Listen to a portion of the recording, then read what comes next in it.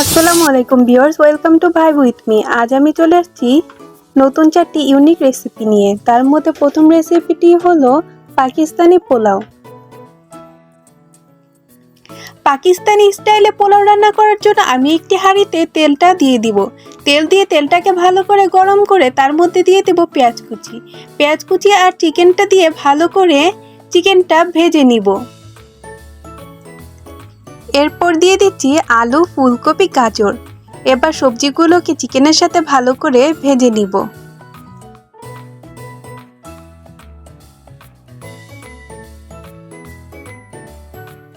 আমার সবজিগুলো ভাজা হয়ে গেলে এরপর এতে দিয়ে দিব টমেটো, মটরশুঁটি আর কাঁচামরিচ।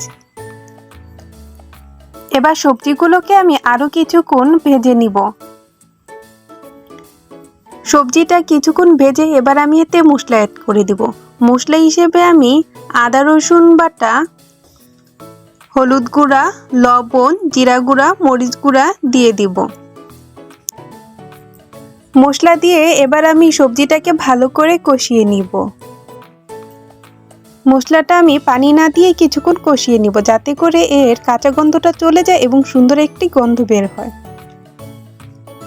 এবার আমি দিয়ে দিচ্ছি বাসমতি চাল। চালটা দিয়ে আমি আরো কিছুক্ষণ সবজির সাথে চালটা ভেজে নিব, এতে করে পোলাওটা খুবই মজা হয়।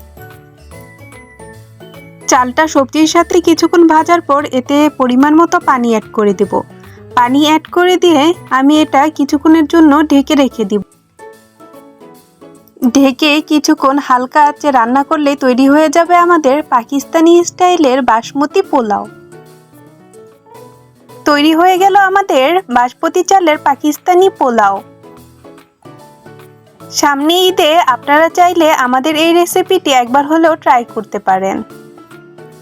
এবার আমি আপনাদের সাথে আরো একটি ইউনিক আর হেলদি রেসিপি শেয়ার করব।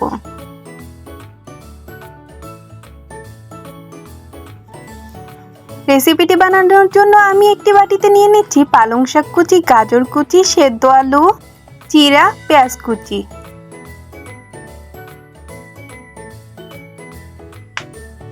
মরিচ কুচি, জিরা গুঁড়া, লবণ, হলুদ গুঁড়া, চাট মশলা।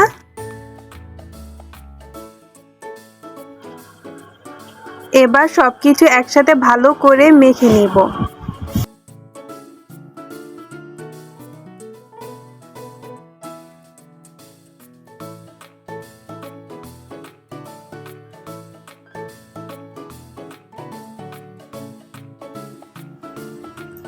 ভালো করে মেখে এবার আমি গোল গোল করে চপে শেপ দিয়ে নিচ্ছি। সবগুলো চপে শেপ দেওয়া হয়ে গেলে এবার আমি একটি প্যানে সামান্য তেল ব্রাশ করে নিয়ে তাতে পালং শাকের চপগুলো ভেজে নেব। আমার চপগুলো ভাজা হয়ে গেলে আমি একটি বাটিতে উঠিয়ে নিব।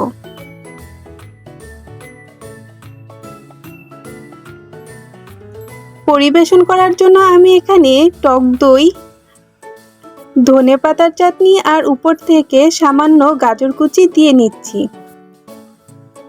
তৈরি হয়ে গেল আমার আরো একটি মজাদার স্বাস্থ্যকর রেসিপি, পালং চিরার বড়া। এই রেসিপিটি যেমনই খেতে সুস্বাদু তেমনি খুবই স্বাস্থ্যকর। এবার আমি আপনাদের সাথে আরো একটি মজাদার রেসিপি শেয়ার করছি, বাটার চিকেন কারি। তার জন্য আমি একটি প্যানে দিয়ে দিচ্ছি বাটার। বাটারটা গলে গেলে তাতে দিয়ে দিব রসুন কুচি। রসুনটা বাটারের সাথে হালকা ভেজে তাতে দিয়ে দিচ্ছি চিকেন। এবার চিকেনটাকে কিছুক্ষণ ভেজে নিয়ে তাতে দিয়ে দিচ্ছি ব্লেন্ড করে রাখা কাজু বাদাম, টক দই, পেঁয়াজ, আদা রসুনের পেস্ট।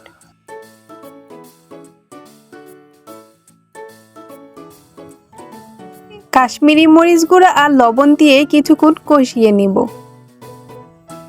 চিকেনটা কষানো হয়ে গেলে তাতে দিয়ে দিচ্ছি পরিমাণ মতো পানি। পানি দেওয়ার পর বলক আসলে তাতে দিয়ে দিচ্ছি সামান্য চিনি, কাসুরি মেথি আর হুইপ ক্রিম। তৈরি হয়ে গেল আরো একটি মজাদার রেসিপি, বাটার চিকেন কারি। আপনাদের কাছে যদি আমাদের আজকের ভিডিওটি ভালো লাগে তাহলে অবশ্যই আমাদের চ্যানেলটি লাইক, কমেন্ট এবং সাবস্ক্রাইব করে দিবেন এবং কমেন্ট করে জানাবেন আপনাদের কাছে আমাদের আজকের কোন রেসিপিটি বেশি ভালো লাগলো।